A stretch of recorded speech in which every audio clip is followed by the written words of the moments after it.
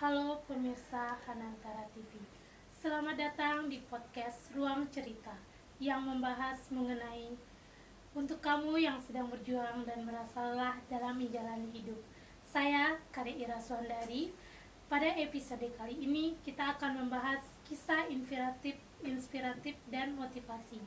Tapi bukan dari suatu sisi yang selalu terlihat indah, kita akan membahasnya secara lebih jujur dan kritis karena kenyataannya tentang bertahan dan terus melangkah.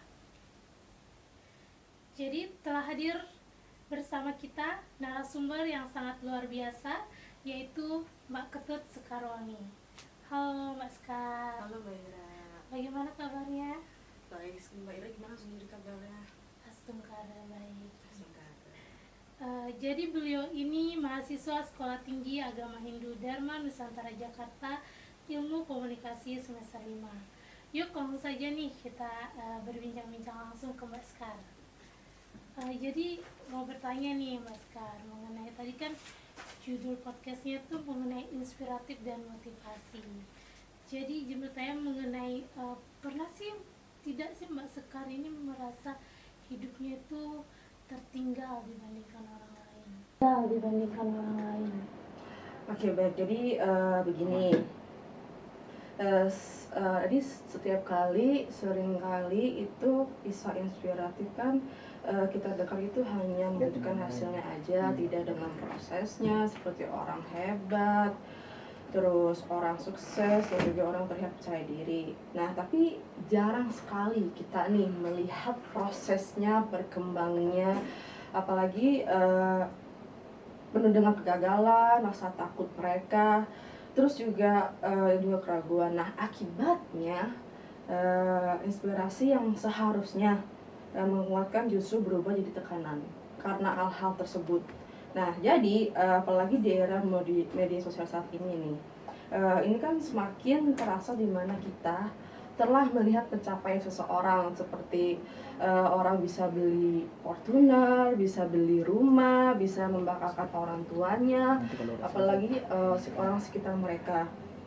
Jadi kalau menurut saya tuh merasa tertinggal atau enggaknya itu jujur aja terasa, karena saya sendiri pun pengen banget cepet sukses, apalagi melihat orang yang bisa beli rumah, apalagi beli mobil gitu kan untuk investasi masa depan gitu. Jadi seperti itu kalau menurut saya. Ya memang sih Mas Kal, kalau merasa dibilang perasaan tertinggal ini emang ternyata tuh bukan cuman Mbak Sekar aja yang merasakan, tapi di luar sana tuh banyak juga orang yang diam-diam tuh juga memikul beban yang sama gitu, karena ngejalanin hidup itu ya nggak mudah ya. Betul sekali Mbak Ira. Ya jadi mau bertanya nih mengenai kalau apakah Mbak Sekar itu sedang membandingkan proses nggak sih yang Mbak Sekar alamin saat ini dan dengan hasil akhir? Jika dibilang membandingkan atau enggaknya, jujur sebenarnya membandingkan sih, karena saya sendiri pikir hidupnya gini-gini aja gitu, apalagi harus memulai proses yang sangat berat gitu, dimulai dari jatuh bangun yang kita rasakan, masalah yang kita selalu terima, terus juga kita tuh perlu yang namanya bersikap kritis terhadap yang namanya cara kita memaknai motivasi kita sendiri gitu kan. Apalagi motivasi kan bukan tentang siapa yang paling cepat berhasil, paling cepat bisa untuk mencapai hal tersebut. Apalagi tidak semua orang ya mulai dari titik yang sama, apalagi titik paling rendah pun untuk bisa sukses, bisa punya investasi di mana-mana, terus juga tabungannya banyak. Itu juga ada yang harus berjuang sendirian. Jadi itu kan sebabnya perjalanan orang tidak bisa disamakan. Kalau menurut saya itu banyak kisah inspiratif yang tidak terbaca diri, namun bagian ini tuh sering dihilangkan. Padahal justru di situlah letak yang mana kita bisa membuat sebuah kekuatan cerita tersebut gitu. Jadi mereka juga bukan hebat karena tidak hanya penuh kegagalan, tapi juga bisa tidak berhenti untuk tetap terus menerus untuk mencobanya gitu. Tapi untuk membandingkan tuh pasti sudah pasti. Iya, betul. Iya begitu. Iya sih, kalau tanpa sadar tuh kita ini sebenarnya terlalu keras ya pada diri sendiri untuk menekankan bahwa kita bisa nggak ya ngelewatin proses ini. Betul. Gimana ya kedepannya, bisa nggak ya gitu. Iya. Meskipun tuh kita tuh harus tetap berjalan meskipun belum sampai di finishnya ya, Iya. Oscar. Jadi kalau dari segi ini, menurut Mbak Skar tuh kalau mengenai kegagalan, mengapa sih kegagalan itu jarang dibicarakan dalam kisah inspiratif? Kegagalan itu kan sering kali dihilangkan oleh masyarakat, jadi cenderung bisa menghargai hasilnya, bukan prosesnya aja. Tapi contohnya nih di media sosial, sebagian orang hanya menampilkan pencapaiannya aja. Misalnya ada yang memamerkan rumah yang besar di perumahan yang Iya, elit benar gitu sih. kan, terus apalagi memamerkan Kehidupan yang jalani proses itu tuh gak semudah yang dipikirkan, apalagi beda dengan orang yang udah punya pewaris dari orang tuanya, itu Ya, berbeda betul. jadinya gitu. Apalagi perintis sama pewaris beda jauh, ya jadi beda. bisa disamakan.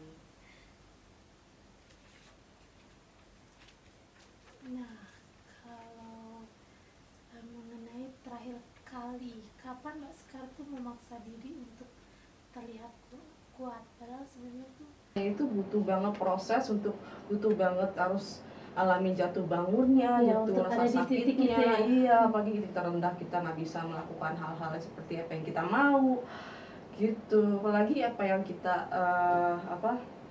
jalani proses itu tuh gak semudah yang dipikirkan, apalagi beda dengan orang yang udah punya pewaris dari orang tuanya, itu Ya, berbeda betul. jadinya gitu. Apalagi perintis sama pewaris beda jauh, Ya, jadi beda bisa dong. disamakan. Beda jauh, Ya, jadi beda bisa dong. disamakan. Nah, kalau mengenai terakhir kali, kapan Mbak Skar tuh memaksa diri untuk terlihat kuat, padahal sebenarnya tuh lagi di posisi yang banget tuh.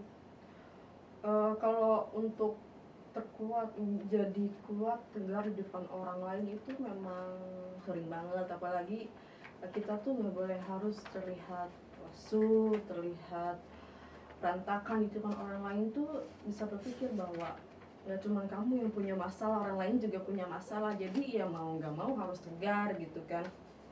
Apalagi kalau misalnya di depan keluarga, masalah keluarga pasti kan ada aja yang kita Iya, betul. ditimpa gitu, ada aja yang kita alamin gitu. Jadi mau nggak mau memang harus seperti itu. Kita bisa lemah tapi untuk diri kita sendiri, jangan untuk kita harus membiarkan orang itu bisa melihat kita di titik terlemah kita. Itu tidak perlu dan tidak ada pentingnya juga sih untuk orang lain. Jadi sembunyi lebih baik daripada harus kelihatan. Tapi kalau kita selalu menyembunyikan rasa yang kita ini, rasanya kayak menutup diri banget gak sih? Masuk akal dalam Iya sih, cuman kalau untuk merasa capek biasanya cerita dengan orang yang benar-benar semikiran dengan kamu. yang dekat ya. Iya, dengan yang betul-betul dekat. paham. Iya, betul-betul paham kamu otaknya gimana, sifatnya gimana.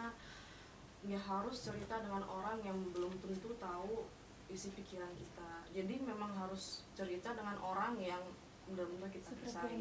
Iya, sefrekuensi seperti itu. Kalau kan tadi dari segi perjalanan udah ya.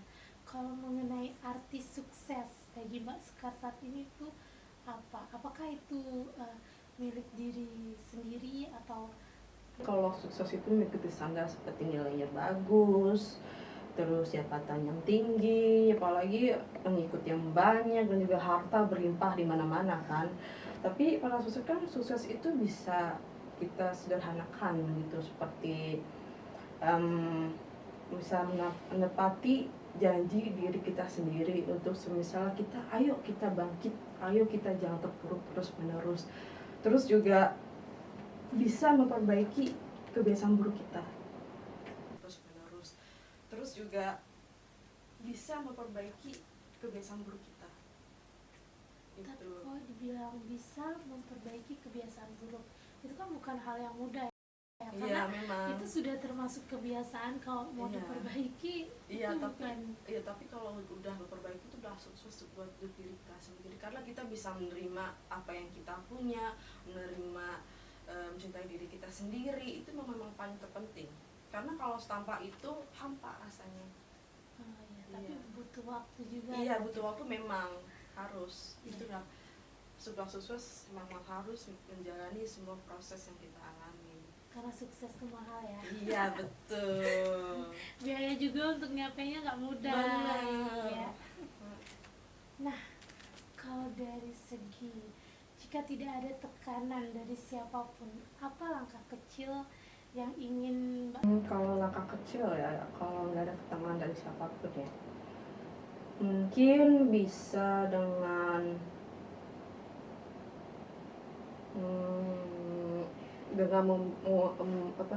melakukan hal-hal yang kita sukai. hal-hal positif ya? Iya, hal-hal yang positif tanpa harus orang ada yang ngejudge kita. Kayak semisal kita suka menggambar, terus orang kayak, ih gambar ngapain sih, emang ada hasilnya gitu. Pasti orang-orang tuh kayak terlalu memikirkan hal-hal negatif, padahal itu kan membantu kita. Semisal hobi yang kita sukain tuh membantu diri kita sendiri, untuk kita bisa tenang, untuk kita tidak berpikir positif, berpikir yang negatif thinking. Apalagi kan kalau orang yang suka hobi gambar tuh pasti pikirannya adalah tenang, menenangkan diri mereka sendiri tanpa harus ada orang yang mengejudge dia dengan gambar hasilnya, mau dia jelek kayak, mau dia kayak gimana gitu. Memang itu yang paling menurut saya tuh enak sih, kalau nggak ada tekanan dari orang lain, orang luar, apalagi teman kita yang nggak suka sama kita dengan hobi gambar gitu atau menari. Ada yang ngejudge kayak, kok narinya jelek ya, oh gambarnya jelek ya gitu. Jadi mungkin memang kita harus melakukan hobi apa yang kita sukain, biar tidak stres, tidak depresi gitu kalau menurut saya. Tapi kalau dukungan dari orang tua itu gimana sekarang tuh? Kadang ya kalau dukungan orang tua tuh hal yang kita sukai kadang dilarang. Kok dilarang? Dilarang tuh kayak misalnya menganggap orang tua tuh menganggap kalau hal itu tuh kurang sukses untuk kita. Jadi orang tua tuh pasti berpikir, ini loh yang bikin anak kita sukses, ini loh gini apa yang kita bikin mereka tuh bisa berkembang lebih baik gitu. Mungkin kalau misalnya hobi gambar tuh berpikir kalau itu nggak ada hasilnya untuk kita, apalagi menghasilkan uang yang banyak tuh memang sih kalau dari gambar tuh kurang. Tapi kalau berbeda dengan orang yang suka gitu kan, dari pertanyaan yang sendiri kan jika tidak ada tekanan, nah itu salah satunya gitu. Baik Mbak Sekar, berarti dari diri Mbak Sekar sendiri sangat merasa nggak ada tekanan ya dari orang tua, malah mensupport ya? Mensupport sih kalau misalnya apa yang kita suka. Seperti saya kan suka banget menari ya, jadi orang tua support kayak, ayo kapan lagi latihan, mama bayarin esnya gitu. Disupport melalui, ayo kapan lagi latihannya. Mbak Sekar, ada ini pesan motivasi nggak buat para pemirsa Hanantara TV? Sempat ada pesan yang ingin disampaikan biar teman-teman juga merasa bahwa dari nonton podcast ini jadi ngerasa termotivasi nih.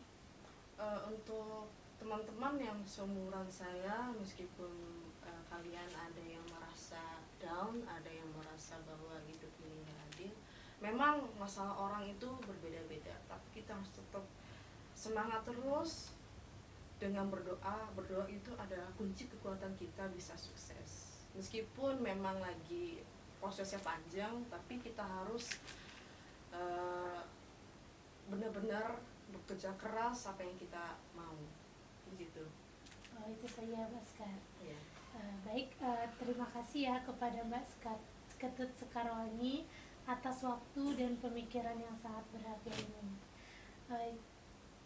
Pemirsa Hanantara TV, Dari perbincangan ini, kita dapat belajar bahwa dimanapun kamu berada, episode ini bisa menemani langkahmu. Saya, Kare Ira Swandari, pamit undur diri dan sampai jumpa pada episode berikutnya.